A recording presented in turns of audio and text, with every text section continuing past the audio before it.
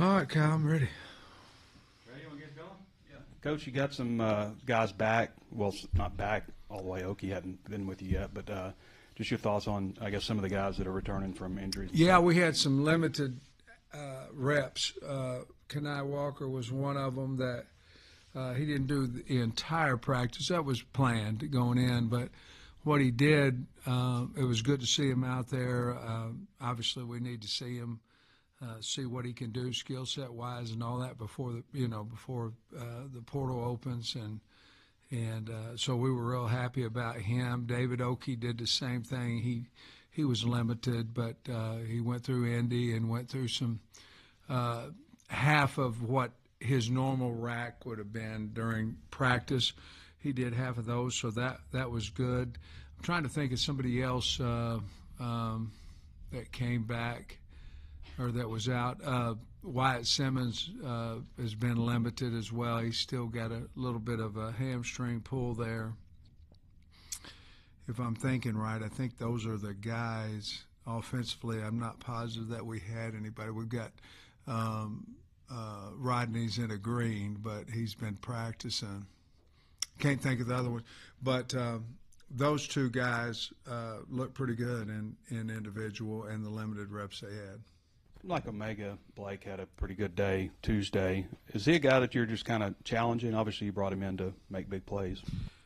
I thought, it's like anything. Sometimes we forget that, when we played or when these guys play, that there's always a learning curve, not necessarily an athletic curve. It's a learning. And at times you'll see them play a little slower than let's say, a one-on-one, because he's always looked really good in one-on-one. For the last three practices, he's really showed up, and so he just likes playing football. Caught a really nice pass. I think Madden, was the one that threw it to him, but his head was here, and he went back the other direction in a one-on-one drill. So I think his confidence is growing, and certainly our confidence is growing in him as well. Over the last three practices, I think he's really had good practices. Speaking of the receivers, it seems like CC is also kind of coming along into his own. Just kind of what do you see from him and kind of where his role fits into all the pieces? Well, he's got to be a big part of our offense. I think he's earned that in the way that he's practiced to this point. And he's a mature guy that goes about his business, doesn't say a whole lot, but he's a big physical guy. He's not overly tall, he's not the 6'5", but he's big, he's physical, and he can catch the ball really well. So I see him being a big part of our offense. Coach, Marion, I know you got a lot of offensive linemen that are working in multiple spots right now, but Marion's a guy that has the experience from just last season. I'm curious, when you go back and watch the film from him last year, what stood out, tackle, guard? I mean, do you feel like there's a better fit between one of those two positions for him? I think he gets a lot of bull, so whether it's bull rush, so whether it's out there at tackle or whether it's in at guard, he's a really good run blocking guy, and he's a good pass protector. But the number one thing that we have to work on him is setting down, whether that be at tackle or not. I would go as far to say as I think he's probably our most valuable offensive lineman because he can play four spots. He can play all four spots well. Going back and looking at him last year, we had a need to move him out to tackle, but I thought he was playing well inside at guard. So what he does, he allows us to figure out, who's number 5, who's number 4. I think Shaq McCroy is really continuing to move forward, and that might allow us, which we've done, to move inside a little bit more. So we're just trying to find the best 5 guys that we can so we can move the ball, protect the quarterback, and that's still something that we have to continue to work on. I thought he played well. I thought he played well inside and outside last year. So we're just going to find out where our line can be the best and put him wherever. I don't think he cares. I think he just wants to play. I guess this is the first time we've gotten to talk to you since Arkansas made it official with Remy Cofield. Just impressions of him. I know he's a basketball guy. What have you maybe learned from talking to him, and how are you guys working together right now? Well, I mean, I coached ninth grade girls basketball too, but I'm a football guy. So, and I enjoyed coaching those girls too. But that was in 1986, by the way. I think coming from the professional ranks, I think he's seen and heard, and regardless of the sport, exactly what we're looking for. You know, more eyes, help, understanding caps, all those things that he has great experience of. So I'm looking forward to working with him and using him every bit as much as he's able to be used. Because we need help in that category, and I'm not talking about just the evaluations and all. I'm talking about all of it: the money, a way to talk to agents, some things that can take that that personal relationship between me and the kids. Somebody can be a buffer, you know, and along with a lot of other things. But I'm looking forward to working with him. We've talked to you that much yet about your specialists. So just how have you felt about that group so far, especially your new kicker, Starzik? I like him. He's got a strong leg. He's very accurate. I like him. Devin's obviously doing a really good job. Got a lot of confidence. But I've liked Ford as well. You know, he was here before. But Starzik's got a strong leg and great accuracy. I'm really happy with him. Getting Shanks has helped us in special teams as well. Obviously, we have Rodney for the kickoff returns, but Shanks is also maybe a 2 right there at that point in the punt return. I think we got him for several reasons. One is help us in the slot, but the other one certainly was to return punts, as he made All-American last year doing that. So I like all those specialists. I kind of put the returners in as specialists as well. And, of course, having Ashton No come back has been very, very beneficial to us as well. See, I know he's been on the job for a couple of days, but going back to Remy, how do you foresee him being involved with you day to day? Like, is he going to be at team meetings, staff meetings with you, or how do you have an idea of how that's going to look here moving forward? During this time, he's going to be directly involved with everything: meetings, evaluation, on film, at practice, whatever it may be. After that, I think, then he becomes part of Pat Doherty, part of the recruiting area. But he has to know our team because he's got to have an opinion. That's why we hired him. And so I look for, during this time, it's sort of like tax season. They have their on season, then they have their off season. So a lot of us, we're getting to know each other and all that. But we have to be ready. Like, we've got guys in the portal. I'm watching 5 guys in the portal after this meeting between now and practice. He'll do the same thing, and then we'll come up with who we want, and then, of course, the money becomes, is it affordable for us or not? And I'm curious, you're about halfway through spring ball now. Where has Talon improved the most, or kind of how is he different now than he was maybe this time last year? Well, his knowledge, obviously, like we talked about Omega, kind of understanding what to do now. But his knowledge is better. His comfort with Bobby and with his teammates, I think, is better. He was healthy last spring, and I believe he's healthy now. I think we don't realize how banged up he was after that Tennessee game, and he never says anything, which is a good thing. But, he would go into the training room. We knew we were hurt. We obviously did some things a little bit different because of that, especially in his ability to run. I don't think you ever saw him run the rest of the year like he did at Auburn, per se, where he felt great and he tried to hurdle the guy and all that stuff. So I just think that he's more in tune with the offense. I think his decision making has been faster than what it was last spring. He's always been able to throw the football. We had a big windy day the other day that might have made a little bit of difference for the quarterbacks and receivers and DBs for that matter. But I think he's really confident, and his deal is right now he's trying to get to know who the new receivers are. I think that's probably the biggest thing, including the tight ends.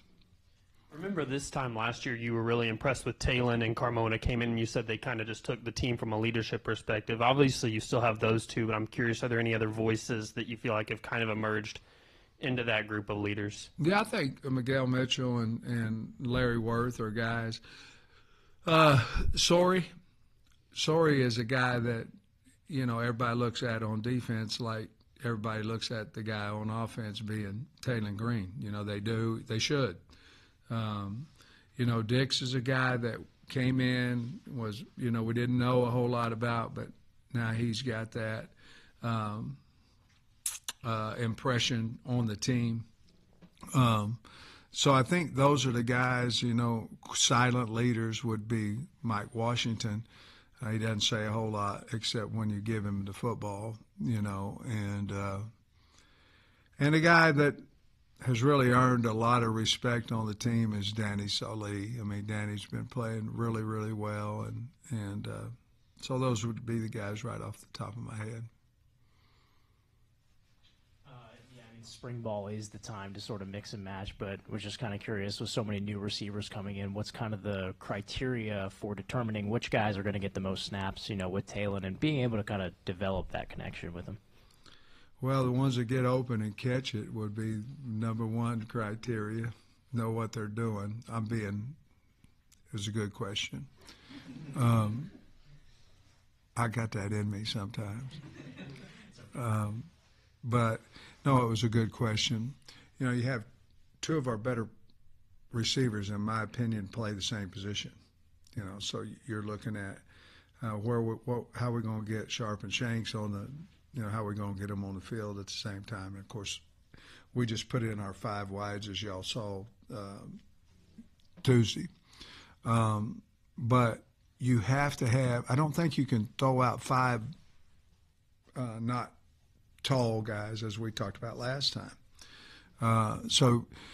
But you also can't put somebody on the field that's not as good as somebody on the bench. So that's part of what we're trying to figure out. I think there's some guys emerging like a Blake, like a CeCe, like a CJ Brown.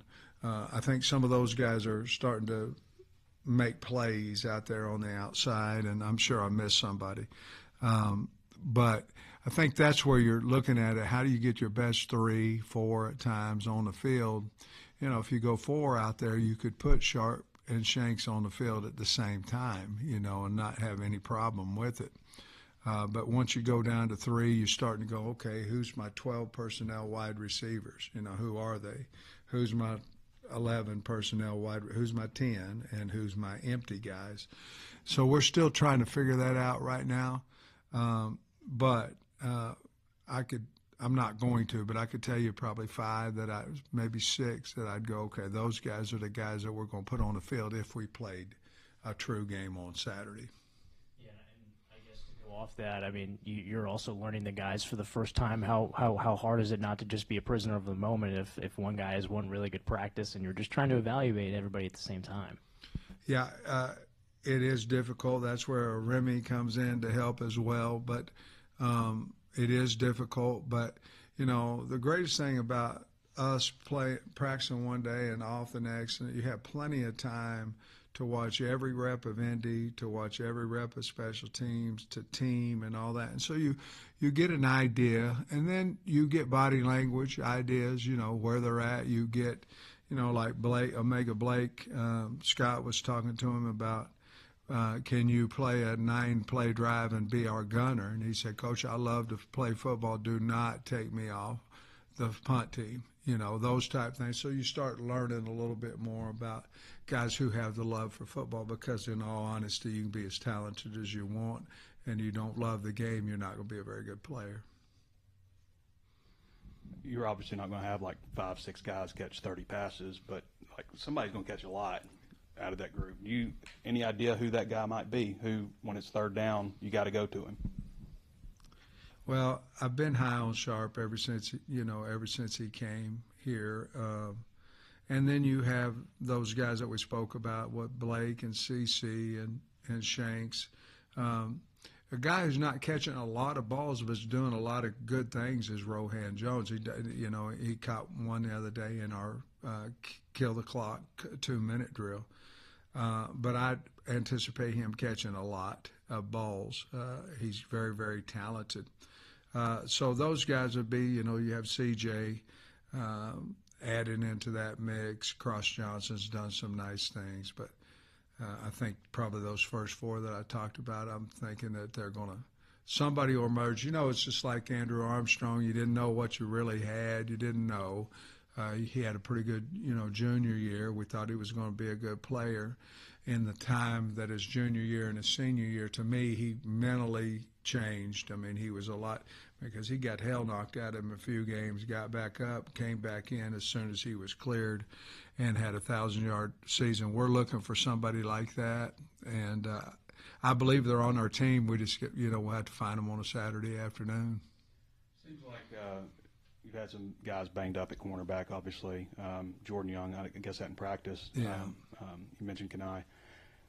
How difficult is it to, I guess, try to establish who your starters are at those 2 spots? And Selman looks like he's been getting quite a number of reps with the ones. He has, and he's gotten better. I mean, I look a little bit at like Trey at that position, because you have Davila, you have Jaden Allen, Jaheim Singletary's getting better because he's playing with a little bit more confidence. I really like what Nick Perry's doing with that group. And then you look at who's in the portal now. Well, Cam Ball's in the portal, which Danny Saleh, I'm not saying about he's in the portal. I'm saying for me, we're getting him back. We know what we have. Kobe Branham, we're getting him back. Davila, Kenai and Oki were kind of that way, where it's kind of like a Christmas present and open it up and see if you got a pair of socks or a tuxedo, And so, because, I was a little heavy when I was younger, and I'd get a lot of socks and underwear. I wouldn't get a whole lot of jeans and stuff because, Husky jeans weren't just local and all that. But I have no idea what that did to the question, but I think I've already answered it. Sorry, just one more on Cofield. I guess you talked a lot about how he can help bringing in new players and helping you navigate the portal. I'm just wondering how you envision his relationship with retention and, helping with players that are already here. I think it has a lot to do.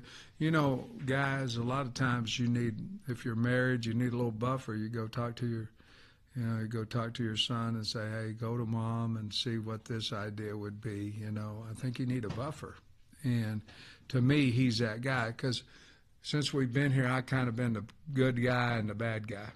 Good if you come in and you want X amount of money, and all that, and we feel like that's the worth and all. That's going to be they're going to go to him, and so I think that buffering system is going to help me tremendously. And then it's personal, guys are going to leave. You understand why, but then it becomes personal. We need to take that part out of the game. To me, I'm all for these guys making money, all for it. But there are some that leave that it hurts you, So I think having him, I think that will help us, and he can be a buffering. And if you go in and you tell him you want $400,000, and I was planning on giving you $4. Then there's a buffer in there where we can kind of figure out between the two of us, along with the coaches, what kind of money that we have in the budget. I guess, has that been emotionally draining for you, that, you have to, on the field, kind of try and extract the most out of them, and then have to, have those bad guy conversations with them, off the field? Yeah, I never really, to be honest with you, I've never really thought, until I see it. I never really thought, well, he's going to go in the portal, on the field, coaching them and all that, until you got he doesn't quit, but he kind of quits. You know what I mean? You can tell. So we're going to coach him. You guys, I hope, haven't seen any difference in coaching than what we had before, and our job is to get them the best they possibly can be for them, and then that'll make the team better. But when money comes into probably any situation, it's hard for greed and jealousy and all that not to come in. So balancing that, I think that will help us a little bit, having Remy help us balance some of that as well. Sam, I feel like we've asked a lot about wide receivers today, but I've got a couple more. You've got a guy in Jordan Anthony who's doing track right now. Where does he fit in? 'Cause, like, he's kind of that same mold as Shanks and Sharp. Yeah. I don't know. I think we'll go down that path as it moves on. I think he's doing so well in track, and that we'll kind of cross that bridge when it comes. I know they're awful proud of him for what it should be for what he's done in track. So I think we'll figure out whether there's a football in his future or not. Just probably depend on a lot of things, but one of them I'm certain would be how well he does in track, and I think he was the fastest guy in the 60 in the country. So we'll cross that a little bit later. I'm probably not ready to answer that yet. And then also, you've talked a lot about wanting to go on the portal for some defensive help and everything, but we've seen some offers go out to wide receivers. I know you can't talk about them specifically, but is that kind of an indication that you also are still looking for some help at the wide receiver spot? Well, where'd you see the offers? Well, just on social media and everything. I don't know if maybe they're not legit, or is that what you're saying? I'm just saying they would have had to come through my office. But defensively is what we're really looking for. And, you have a limited budget, and we need some help number-wise as well. We need some help in the secondary, and we need some help on the defensive line a little bit. And so that would be the top priority. That doesn't mean that I wouldn't take a wide receiver. That just means that that's not priority one right now. You say secondary, you mean primarily safety?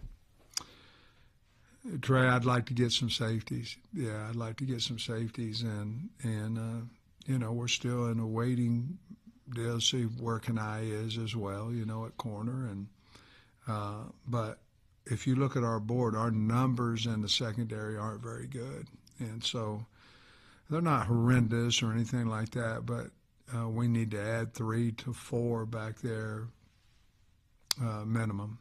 Depends on how far the money stretches. You've gotten some good linebackers over the years that I'm thinking Greer, Swiss Army Knife, guys that may be from a lower classification that maybe had something to prove.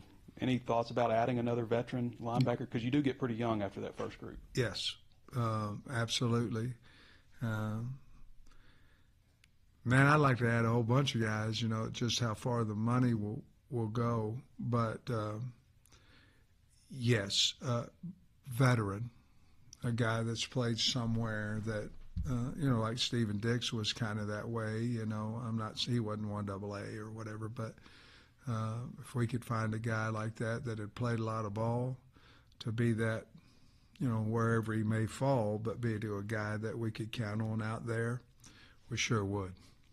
You mentioned Danny Saili a minute ago. Yeah. Obviously, he's dropped 50 pounds. It's not hard to do, or that's not easy to do. Yeah, right. Which probably speaks a lot to the dedication.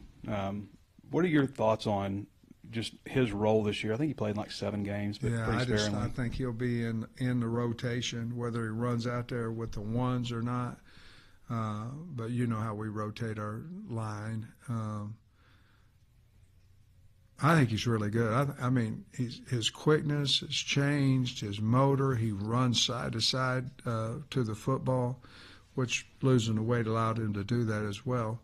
But I'm just really, really high on him right now. I just think and I don't think it's just because I didn't know what I thought. You know what I mean? I didn't know, man, can he help us? And I don't think it's that, because there was times that I thought that as well.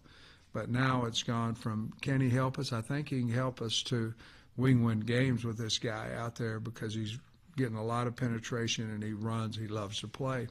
So it's changed a little bit. So, yes, I see him definitely in the rotation, if not running out there with the ones. Appreciate you, Coach. Okay, guys.